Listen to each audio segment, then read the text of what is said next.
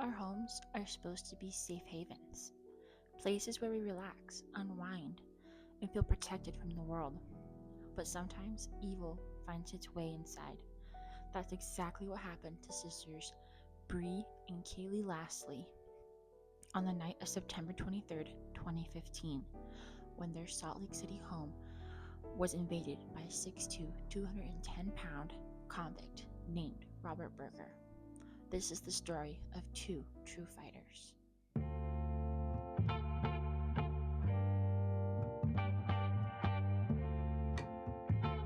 Hey guys, welcome back. It's your girl, Katie. Still working on that intro.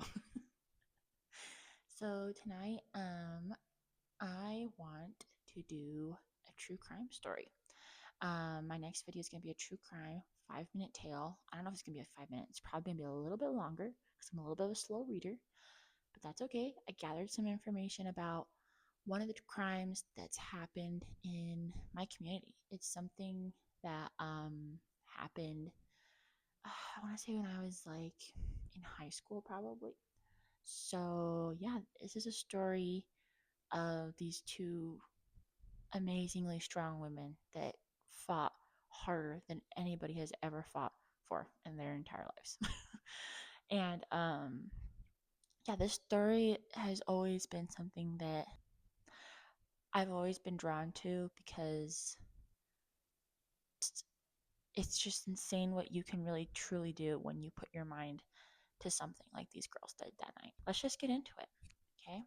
So I gathered some resources. Everything that I used in my story you can find below and linked in my description.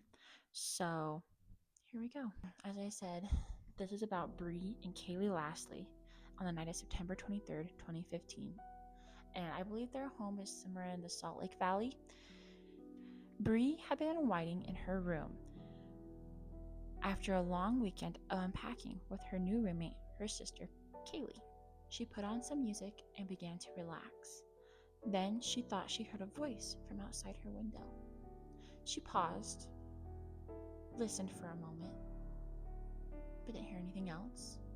So she turned, walked out of her bedroom, and went to the bathroom.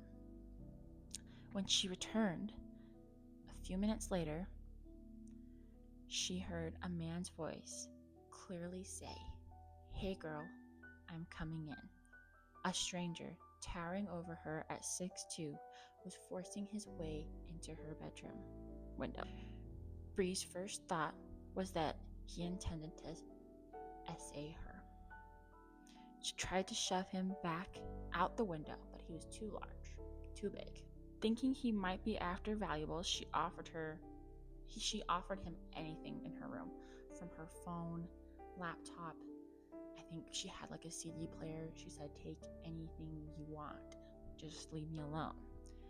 But he didn't want any of her belongings. That's when she knew she was going to be in serious danger. Berger told her to cooperate and he'd let her go. Bre refused. There's a quote from Bre that I found that says, "This is not going to go the way that you think it is." So, badass. Anyway, Bre refused. She attacked him, punching and shoving. He slammed her against her bedroom door, covering her mouth, and began punching her in the stomach. At this point, Kayli hears a commotion in her sister's room. She was sound asleep. She ran in and saw this massive man standing over her sister. Without any hesitation, she jumped straight into the fight, climbed on his back, and began punching, kicking, biting, anything she could do to get him off and away from her sister. As this fight continued, it moved from Bre's bedroom, where it started, into their kitchen, which was just outside Bre's bedroom. In the kitchen, there is a doorway to the basement. That will become a bit important detail later. As the struggle continued, the intruder, still fighting the girls, kicks Kayli down this flight of stairs that leads to the basement. He kicked Kayli with so much force, she doesn't remember hitting one step on her way down. She hits the wall at the bottom of the stairs, sending her head through the sheetrock. Berger tried to throw Bre down the stairs as well. Bre managed to take him down with her, sending them both down the stairs. This is when Bre was able to call the police for the first time. She was not able to hold the phone because she was still fighting Berger. This is when Bre was able to call the police for the first time. She was not able to hold the phone because she was still fighting Berger. As soon as the call connected, she began shouting their address. The dispatcher continued to ask them their pre-selected questions. And without getting a response from Bre on the specific questions they were asking, they disconnected the call. Kayli called 911 3 more times during the struggle and was disconnected for the same reasons. Help was not coming. Berger started to strangle Kayli, and Bre tackled him and started beating him with a metal pipe. She was soon overpowered, and Berger began beating her once again. Bre also notices that he begins to pull out a large hunting knife. This is when Bre realizes that they need more help. At this point, the reality sets in that what these girls have, even though they're fighting with all they can muster, is just not going to be enough against this awful human being. Bre tells Kayli that she needs to go get more help. Kayli refuses at first, but also realizes they need more help. She rushes up the stairs, and as she disappears, Bre realizes that this might be the last time that she ever sees Kayli.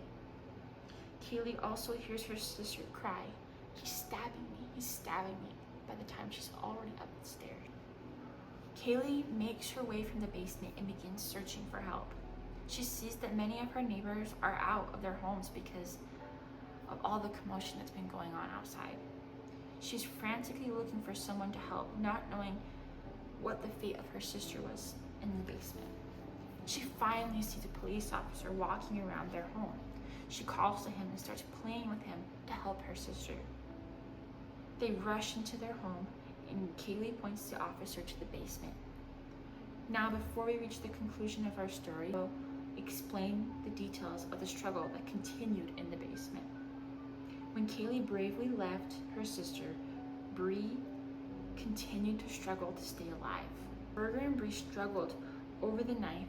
The intruder was able to stab her several times in her stomach, near her ribs, and into her legs.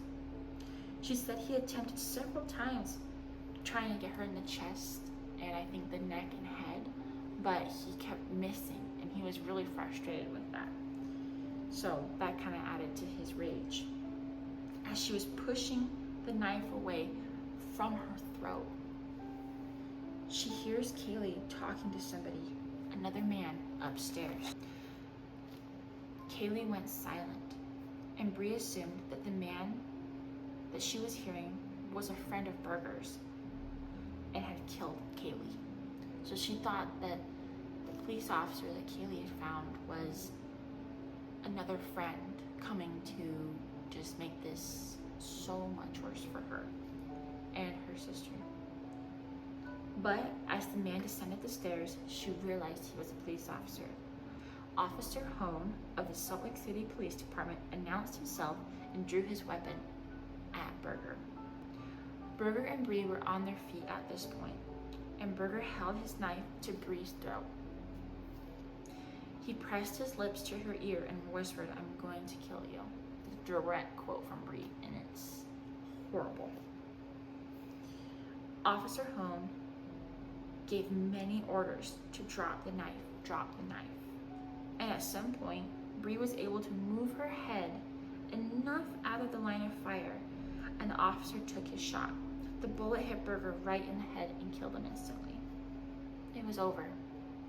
Bre and Kayli were both rushed to the hospital for their injuries, but were able to make full recoveries physically. Now, obviously, this has to take some mental toll on you. And Bre struggled for, she said, about a year after the attack, saying she could not sleep in a bedroom on her own. And her brother and her father slept on the couch by her in the living room. She lived in the living room for a year, sleeping on a mattress, living in fear. However, one day, about a year after this attack happened, she said that she finally was fed up, and she realized that the only person left still hurting her is herself. The guy that did this burger, he's gone, and he cannot hurt her anymore. So she took the first run of her life since this attack happened, and really from then on out began to advocate for herself, advocate for other survivors of this horrible, horrible kind of violence. And I looked on her Instagram page, and she does teach self-defense classes now, it looks like. So there's a happy end for her, and I'm really happy that she was able to move on from this. So who is Berger? Who is this awful, awful human being? So his full name is Robert Richard Berger. He was recently paroled at the time when this happened in 2015. And he'd been in prison basically from September 27th, 2000 to June 17th, 2014. So pretty much 14 years. And he was done for various charges. He was in prison for stolen vehicle, aggravated assault, and burglary charges. He had been paroled several times at this point and had been returned to prison multiple times because he kept breaking parole. He escaped a halfway house a day before the assault, and there's a warrant out for his arrest. So yeah, that was kind of where the justice system failed Bre. The first time that this man was allowed out of prison after obviously not respecting the freedom that he had been given after serving his sentence. But another part of the story that I thought was, I guess, interesting was the 4 911 calls that Bre and Kayli put into the police. So I think Bre ended up suing the priority dispatch, which is what was used at the time for 911 calls, for $300,000. And I'll link the case below. I think I found it on a source that I'm not sure if she won or not, but yeah, they called 4 times screaming for help. Kayli said that he's stabbing my sister. They didn't dispatch any police for any of their calls, not even just to go on a welfare check. I mean, I can think of I can think of times when I've accidentally called 911 and they immediately call me back. Like, I put my phone in the cup holder of my car, and it, you know how iPhones, you hold down the buttons and it calls 911 if you hold them down for so long, or sends out an SOS. And I didn't realize the call had gone out, but I picked up my phone and I was like, oh, that was weird. Looked like I called 911 maybe. And literally a minute later, 911 called me to check in on me, saying, hey, are you good? And I said, oh, I'm so sorry. That was a complete accident call. So this is insane to me to have called 4 times and not given a second thought. If you go back and listen to the 911 calls, they sound annoyed. They sound really annoyed that they're calling, and it's horrible. It's horrible because I think we all put a lot of trust, faith, and confidence in the 911 dispatch system to get us help when we need it, and it truly failed them that night. And I'm not saying this is the case all the time. I've had good experiences with 911 dispatch, obviously, and I've never been let down on that front with calls that I've made, but these girls didn't get the help they need. And I mean, if they weren't fighting as hard as they were, they might not be here today. So yeah, it was also another thing about this case that I also think about a lot. And yeah, this case has always stuck with me. I mean, I remember when it happened because I was, I think, 15 at the time. I also just want to give some of my kind of final thoughts on this. And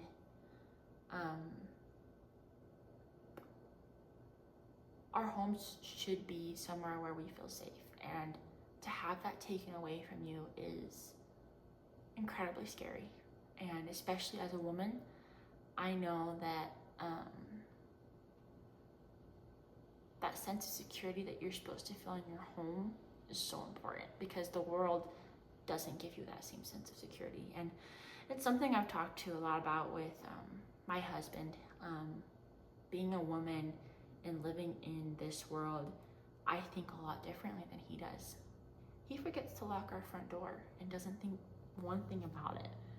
I forget to lock it and immediately have to check every room, every spot in our house, under our beds, under my son's bed, because I want to make sure that I'm safe and that somebody didn't take advantage of me when I let my guard down.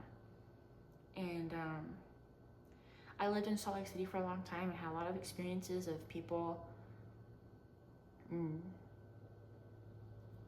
a lot of people took advantage of, like, I guess, how naive I was when I first moved out here, and had a lot of men invade my space, invade my sense of security, and it sucks. It sucks because it messes you up for a little bit. I had nothing compared to what these girls went through, but to go through that, I couldn't even imagine. And these girls are so incredibly strong and give me all kinds of hope that you can move on from anything. So, yeah, that's my true crime story. Sorry it wasn't 5 minutes. It's probably gonna be like, I don't know, maybe like 20. I don't know. But, yeah, let's see here. Sorry, I switched, you'll see it, but I switched from my iPad to my notebook because I realized my notes, when I translated them to my iPad, did not translate very well over. So, let's see. True crime story is complete. Let's see what our next video is. Oh, okay. So next video, I'm gonna do a gaming series, episode 1. Okay, so one of my things I like to do is play video games. So I'm gonna play a video game for you. I don't know what it's gonna be. I only play a couple of games. So maybe I'll try a new game. I don't know. Let's see. If it's not a gaming video, it also might be Reddit relationships, wild breakup story, and commentary. Maybe I'll make my cake and do it. Anyway. Alright. Well, thank you so much for listening to my true crime story. This one's also kind of special to me because it's from Utah, where I live. So that's cool. Yeah, okay, I'll see you guys in the next video. Bye!